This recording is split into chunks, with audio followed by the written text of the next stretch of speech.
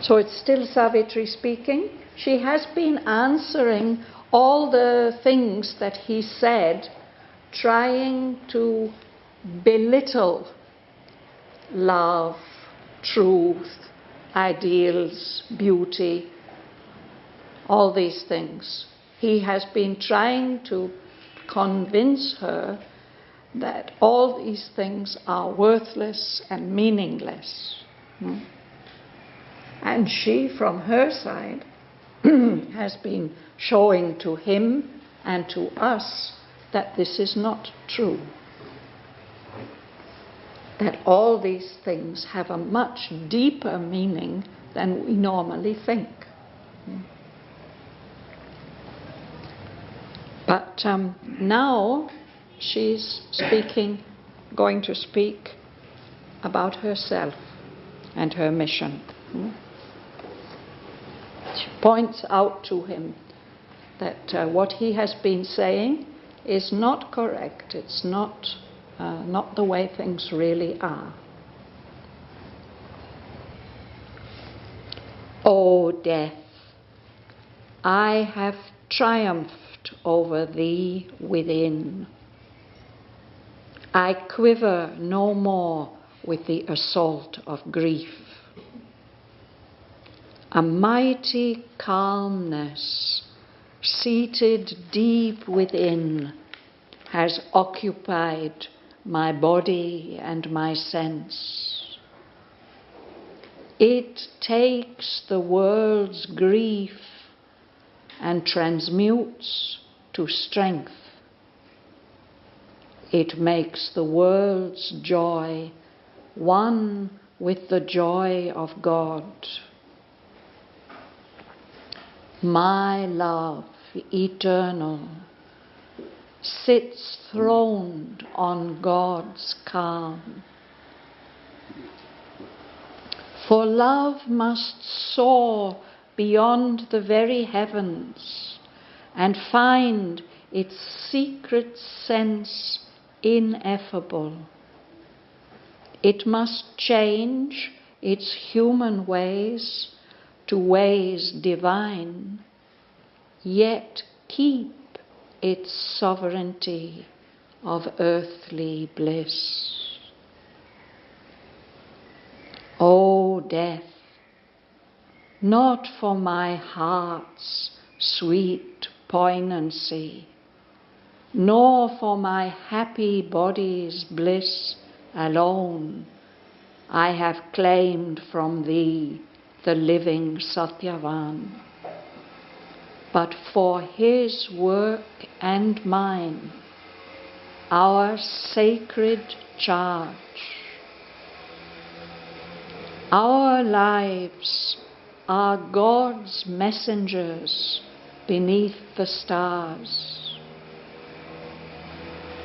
To dwell under death's shadow they have come, tempting God's light to earth for the ignorant race.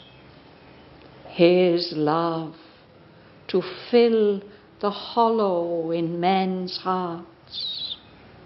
His bliss to heal the unhappiness of the world. For I, the woman, am the force of God. He, the Eternal's delegate soul in man. My will is greater than thy law, O death. My love is stronger than the bonds of fate. Our love is the heavenly seal of the Supreme. I guard that seal against thy rending hands.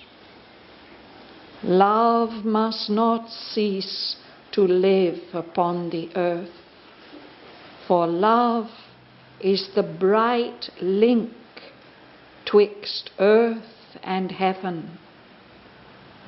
Love is the far transcendence, angel here. Love is man's lien on the absolute.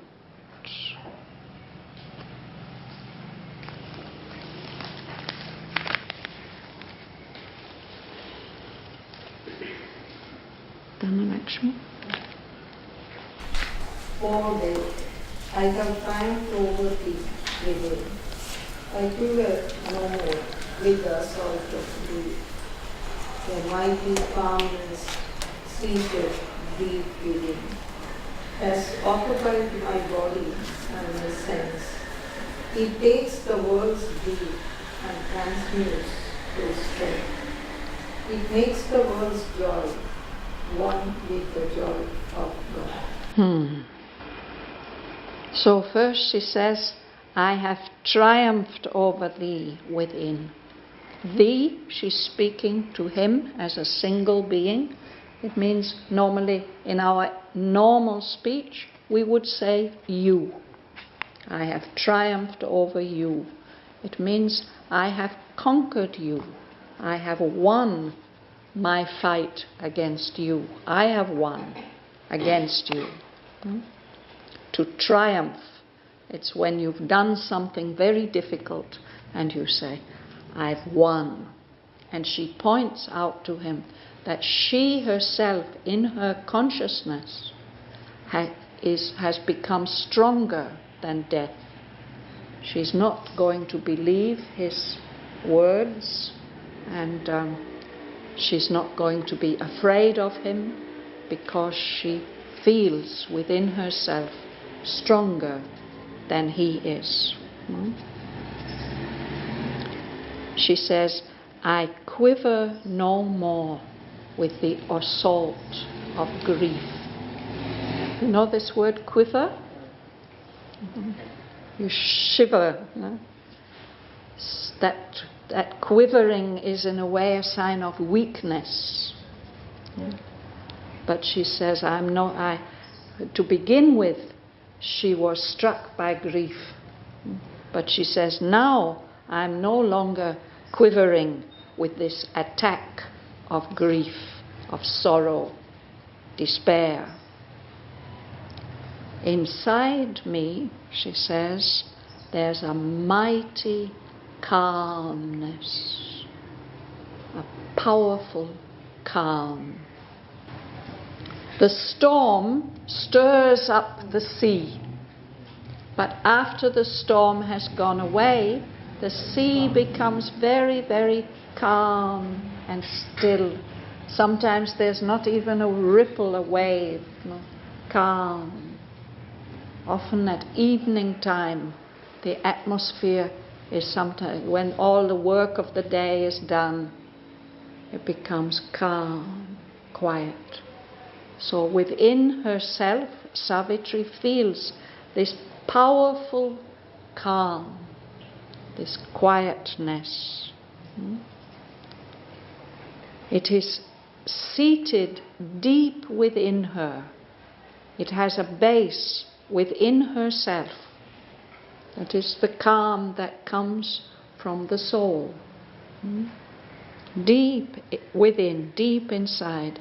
And that calmness, which is always seated deep inside, now it has occupied my body and my sense.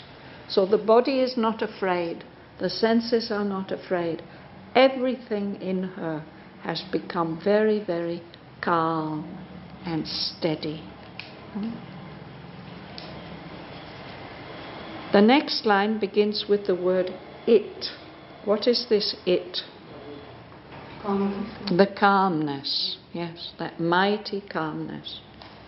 It, that calmness, takes all the grief and suffering of the world and transmutes it. It's like magic when one thing is changed into another. In the fairy stories, the magician casts a spell and he transmutes the prince into a frog. Here it's just the other way round, that calmness takes all the suffering and pain and struggle, all the anxiety and worry and weeping of the world, and turns it into strength. And that calmness takes all the world's joy, all the many different kinds of delight that we can experience here in the world.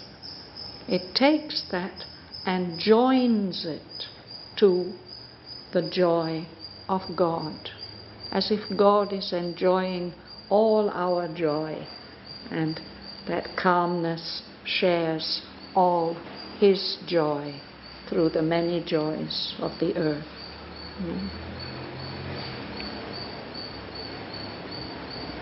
Is it clear? Anybody would like to ask anything? It's more an experience for me, if I may say that. Being in the mood of calmness, that's not even for me with the words triumphing with somebody. I can triumph myself, perhaps, and then I'm more in the mood of calmness. Yes. So all that attack which death was putting on her, saying all this is worthless and I'm taking Satyavan away and you will never get him back.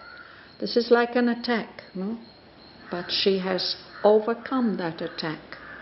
She's experiencing this calmness, this strength, and this wonderful knowledge. So she has no more fear of death, and she's not deceived by his attempts to mislead her understanding. Suresh.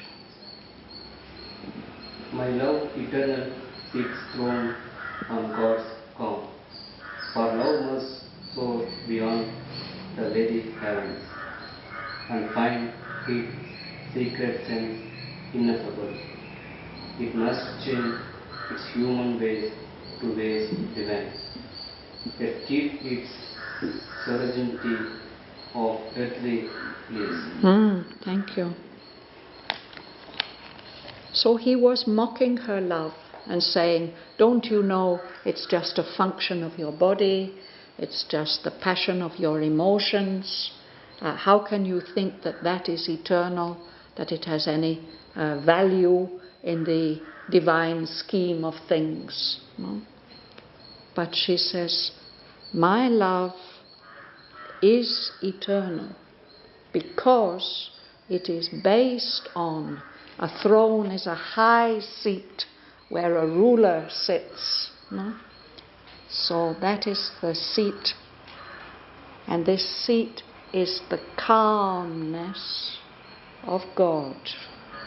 So her love is not disturbed, it's not troubled by passion, by jealousy, by resentment, by any of these things. It's an eternal love. It's the very nature of the divine soul. My love eternal sits throned on God's calm. She has been talking about how love evolves. We read it last week, no?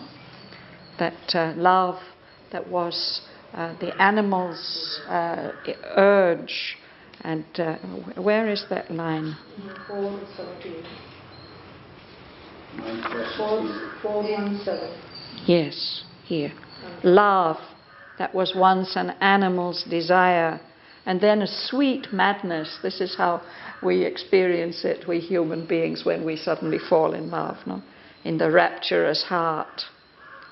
Then perhaps it matures and becomes an ardent comradeship in the happy mind.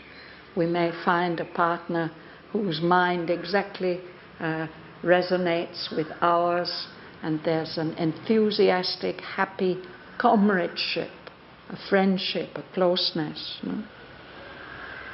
But it can evolve further and become like a vast space, a yearning space, a space that is longing for something, a wide spiritual yearnings space. And then one individual soul can feel passion for the one supreme, the only one. The heart that loved man thrills to the love of God. A body, a human body, is perceived to be the chamber, the sacred shrine of the divine presence.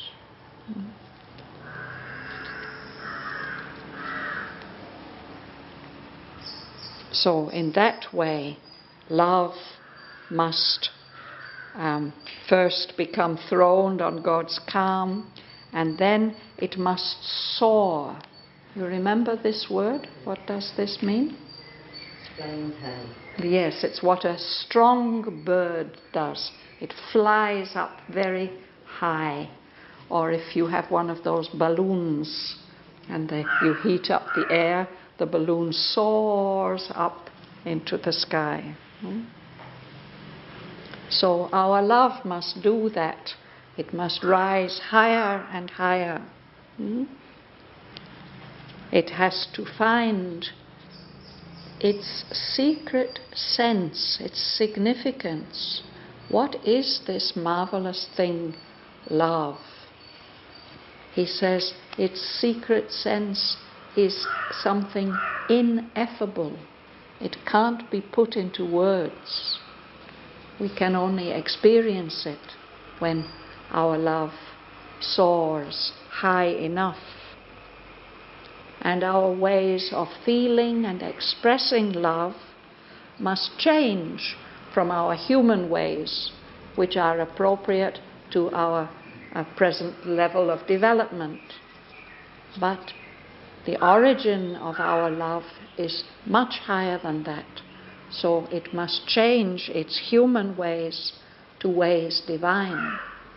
But then she says that doesn't mean that it can't go on feeling its earthly bliss, the way that we experience the bliss of love here in our humanity.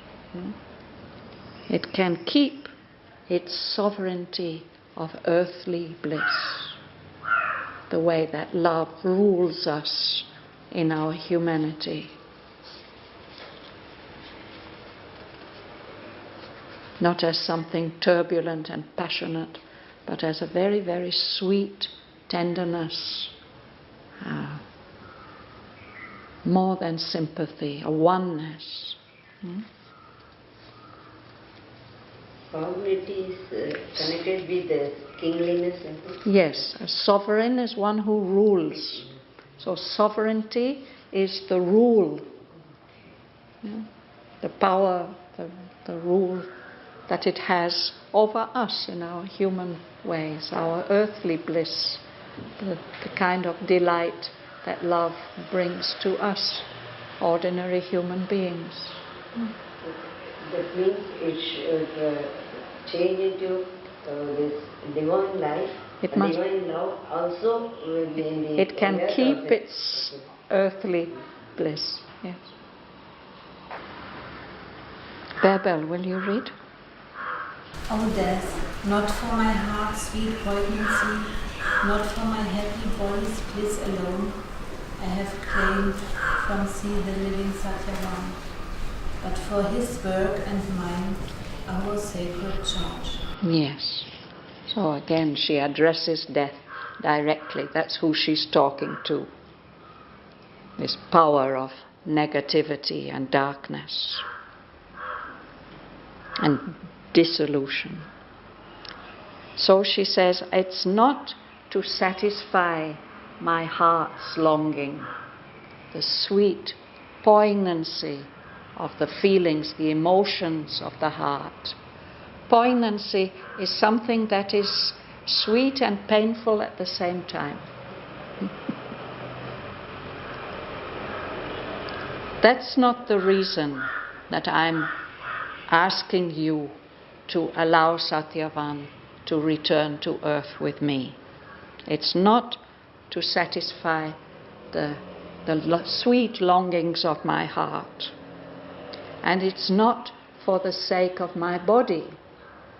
Being close to Satyavan does bring happiness to my body, but that's not the only reason why I want him back. That's not the reason that I have claimed from you the living Satyavan. I want him back alive to live with me. The reason I want him back has to do with our work, his work and mine, which is our sacred charge, our sacred responsibility. We have a mission. For that sacred mission, I need Satyavan in a living human body. And then she, in the next sentence, she explains why. Josie. Our lives are God's messengers beneath the stars. To dwell under death's shadow, they have come, tempting God's light to earth for the ignorant race, his love to fill the hollow in man's heart, his bliss to heal the unhappiness of the world. Yes. So our lives, of course, we can read this as meaning the lives of Satyavan and Savitri, but perhaps it means also the lives of all human beings. Our lives are God's messengers beneath the stars. There's this huge material universe, but perhaps our earth is the only place where there are evolved beings like this. Or at least this is what we are concerned with at the moment, the life of humanity on earth. So perhaps, definitely, she says, Satyavan and Savitri, we are messengers of the divine on earth, but perhaps that's true in a sense for all of us, that we are representatives of the divine in the material world. Our lives have come to live under the shadow of death.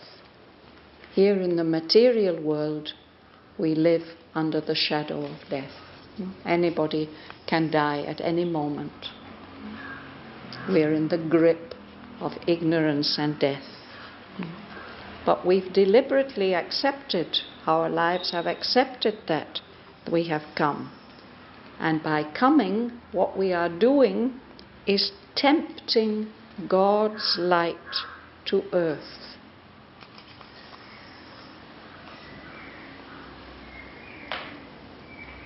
If you want to tame a wild animal, a squirrel or a bird, you will do it by putting out some food for it.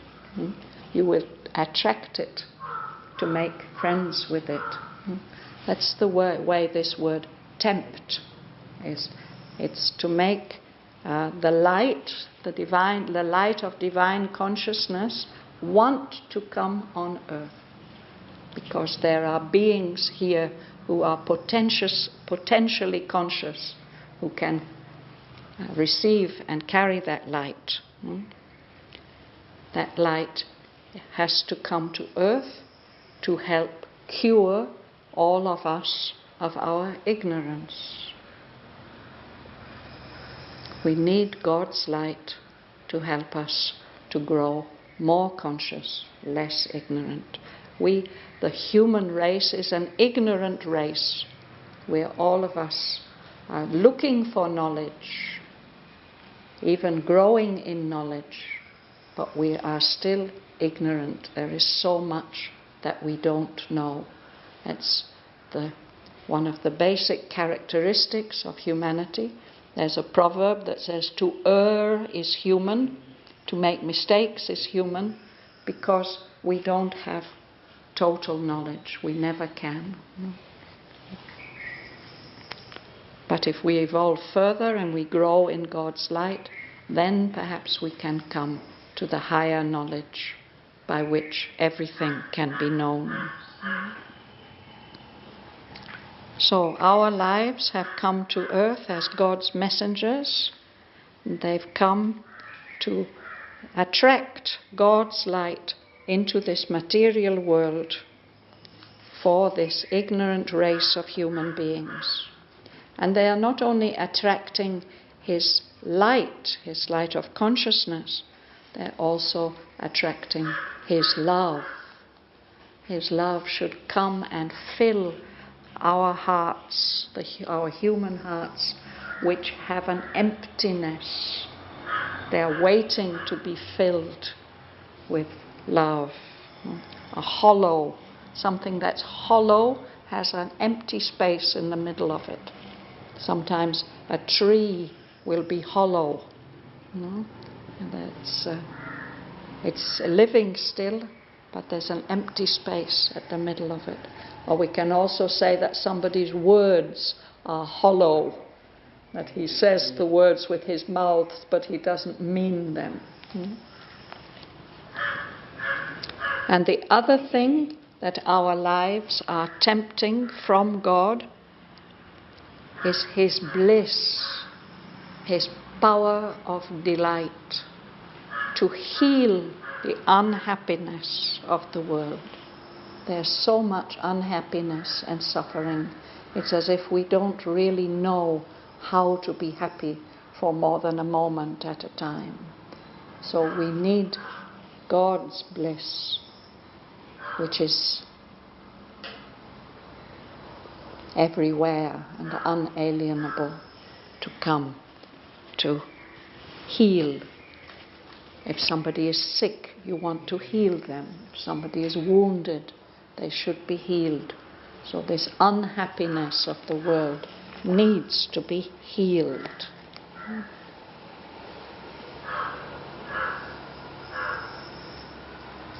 You read. For I, the woman, I am the force of God, He the eternal delicate soul in man. Why will is greater than the love or death? My love is stronger than the bonds of fat. Our love is the heavenly seal of the Supreme.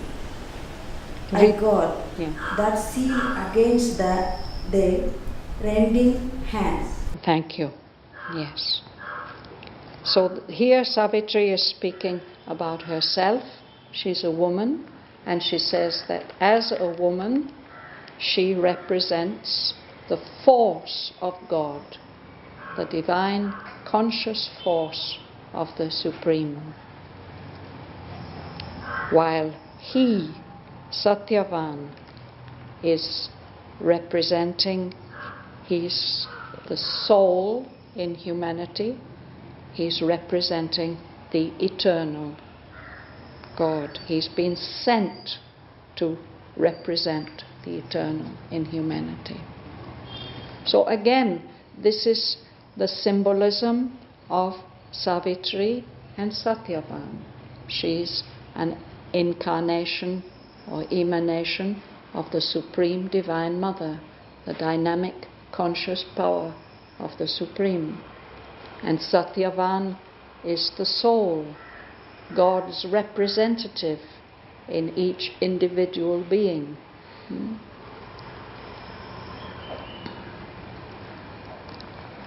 So that is why the lives of men and women are important.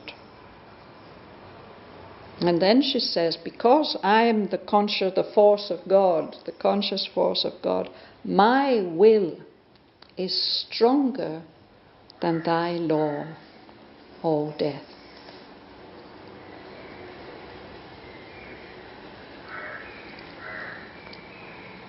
In the Vedic tradition, which is the basis of this story, Yama, the god of death, is also the god of law. and of dharma. He's the one who keeps everything in its place in the universe. And that is the way in which Savitri has power over him. If she can show him that her will is in accord with the way things have to be, then he will have to obey her. She is the conscious force who has manifested all this universe. Even in the traditional story, it's like that. It's by her correctness of speech, truth speaking, that she's able to win back the life of Satyavan. And the very name of Lord of Death is Yamadharma. Yamadharma, he has both aspects. Yes. Yamadharma. Yes. So here Sri Aurobindo doesn't give him a name, but he shows both these aspects. The aspect which is hunger, which is dissolution, which is destruction, but also he keeps referring to law, that there's a law in the material universe, and that's my law, the law of death. So she's claiming that my will is greater than thy law. You may have this law of the material universe, but I have a will which is stronger and higher than that. And my love is stronger than the bonds of fate. Fate is the determinisms, the way that things happen in the universe because of the laws of physics and the laws of karma. Fate, things happen, they have to happen because of things that have happened in the past. This is, she says, my love can change all that. It's stronger than your bonds, your ropes and chains of fate. Our love, this love between the supreme dynamism of the Creator and the human soul, this is a heavenly seal of the Supreme. When a king decides something and makes a decree, then he will put his seal, and that shows that this is his decision and it has to be followed. So the seal of the Supreme, she says, that love between the creative force and the soul of man, this has the sanction of the Supreme Lord. And she says, I'm protecting that seal. You want to just tear it open and destroy it. I'm protecting that.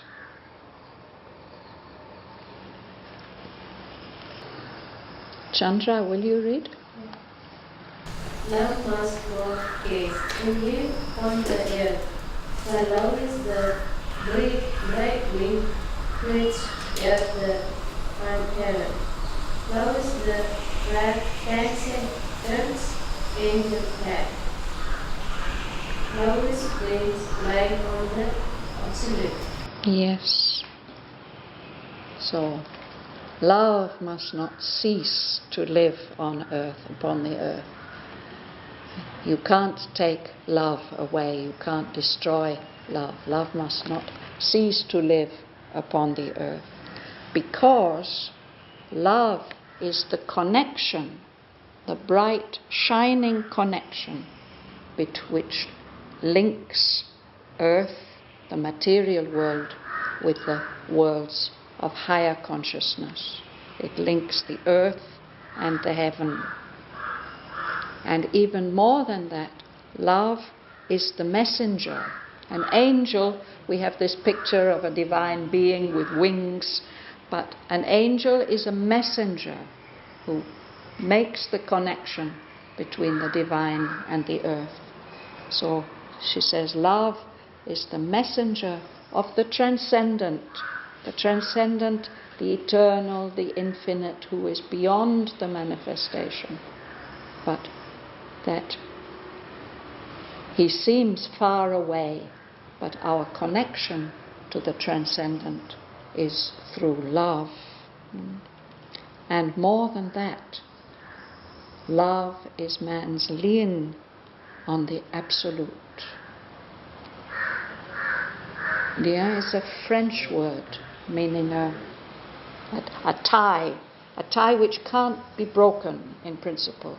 And it's a word in legal language. Lawyers use this word.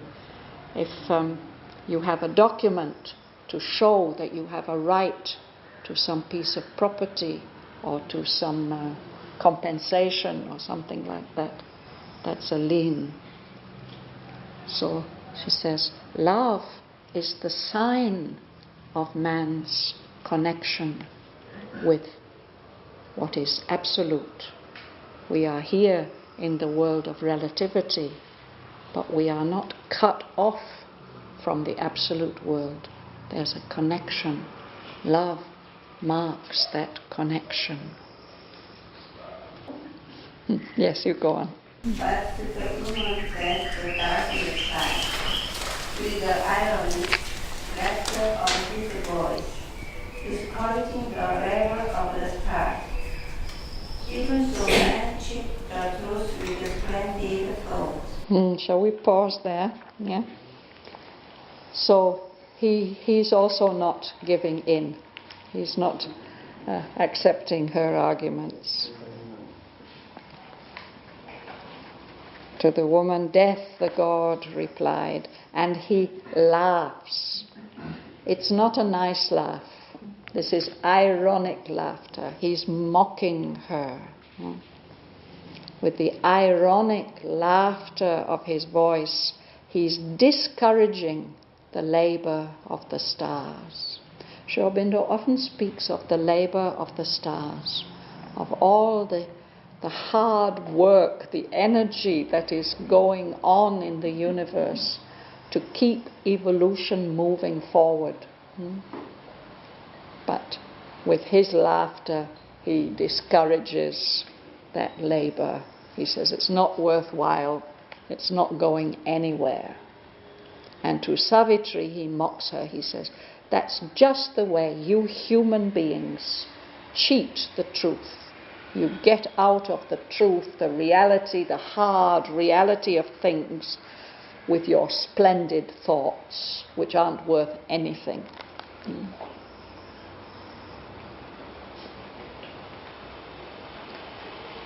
So now we'll finish the front row. Joel. Thus we do hire the glorious Shraddhavan, mine, to weave from his ideals gossamer hair, a fine raiment for thy body's new desires, and thy heart's clenching, greedy passion clothes. So he says you're going to hire somebody, you're going to hire the mind. If you hire somebody to work for you, he's a labourer for you.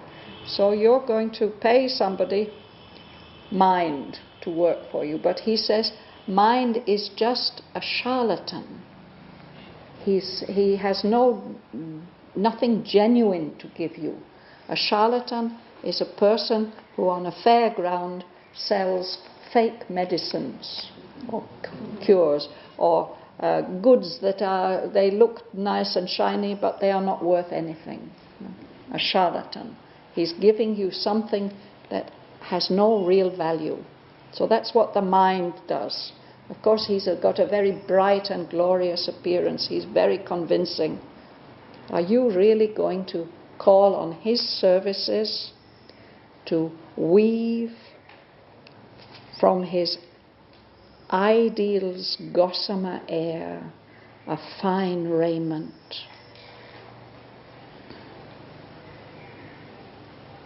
Gossamer. Anybody knows what gossamer is? Spider's web. The threads that spiders weave. And actually it's a very, very strong substance, relatively. And I have seen in a church, in an old cathedral in England, a piece of cloth woven from spider's web.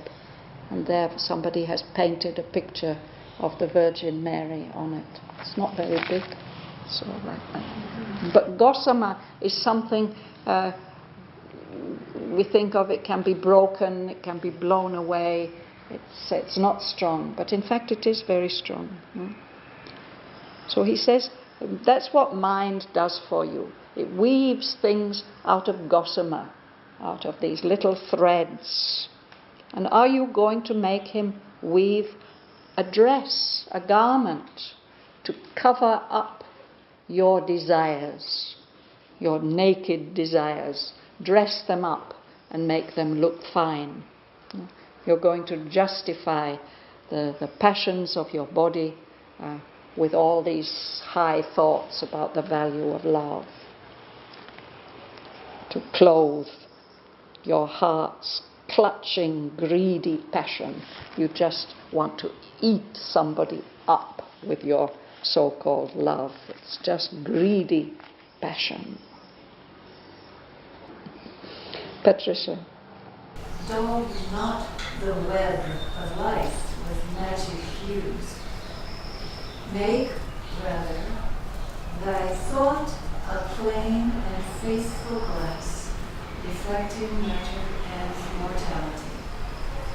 And know thy soul, a product of flesh, a made-up self in a constructed world. Thy words are large murmurs in a mystic dream. Yes. So to daub is to paint in a rough way. So don't now put bright colours on this gossamer web of life. Mind can do that. It can paint them with magic hues, with magic colours. But it would be wiser if you use your power of thought and make it into a very plain, faithful glass which reflects the reality of matter and of mortality, of death, that things have to die. If you do that, if you make your mind clear, plain, faithfully reflecting reality, then you will have to know, you have to recognize that your soul is just a product of the body. A least gland, he says somewhere. Who is it? Who is this that doesn't know that the soul is a least gland in the body? Something, or a disorder of the brain. Your soul is a made-up self in a made-up world, a constructed world. And the words that you are uttering now, they may sound very grand, but they're just like somebody talking in their sleep, murmurs in a mystic dream.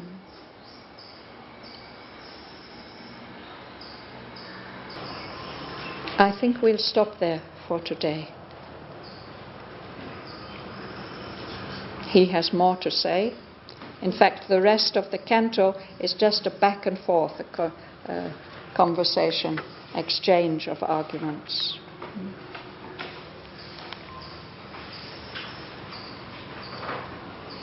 So we can go back to where we started, at the top of page 633. Savitri is speaking.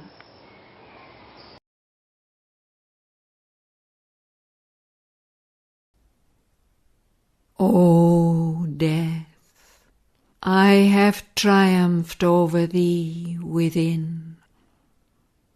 I quiver no more with the assault of grief.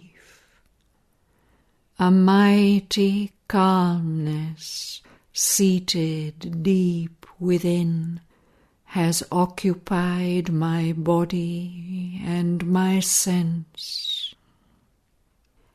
It takes the world's grief and transmutes to strength. It makes the world's joy one with the joy of God. My love eternal sits throned on God's calm. For love must soar beyond the very heavens and find its secret sense ineffable. It must change its human ways to ways divine, yet keep its sovereignty of earthly bliss. O death, not for my heart's sweet poignancy, nor for my happy body's bliss alone, I have claimed from thee the living Satyavan, but for his work and mine, our sacred charge. Our lives are God's messengers beneath the stars. To dwell under death's shadow they have come, tempting God's light to earth for the ignorant race. His love to fill the hollow in men's hearts, his bliss to heal the unhappiness of the world. For I, the woman, am the force of God. He, the Eternal's delegate soul in man. My will is greater than thy law, O death. My love is stronger than the bonds of fate. Our love is the heavenly seal of the Supreme. I guard that seal against thy rending hands. Love must not cease to live upon the earth, for love is the bright link twixt earth and heaven. Love is the far transcendence angel here. Love is man's lien on the Absolute.